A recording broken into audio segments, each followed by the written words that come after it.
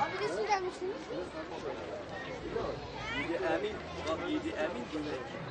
Yedi Emin demek savcının oğlu.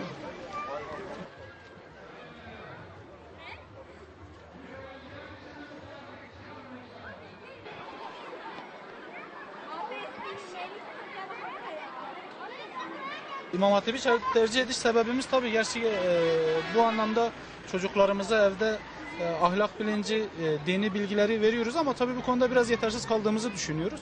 Bu anlamda İmam Hatipler çocuklarımızın gelişimi açısından ve gerçekten ahlaklarının oturması açısından önemli bir yere sahiptirler. İnşallah İmam Hatipleri bunun içini doldururlarsa tabii bu son süreçte belki İmam Hatiplerin önü açıldı ama bu anlamda eğitim kalitesi biraz düştü. İşte bu eğitim kalitesini biraz artırabilirlerse çocuklarımıza ahlaklarını gerçekten bu yaşta oturturlarsa ileriye dönük biraz daha çocuklarımız iyi bir nesil yetişmiş olacaktır. Bu anlamda eğer yetkililer üzerlerine düşenleri yaparlarsa inşallah bu talebi göz önünde bulundurup bu yoğun talebe yetişirlerse, kendilerine buna göre hazırlarlarsa, bu altyapılarını hazırlarlarsa, kadrolarını ona göre değerlendirirlerse inşallah daha da iyi bir eğitim olmuş olacak, daha iyi bir yere gelmiş olacak nesil inşallah. Heyecanlıyım.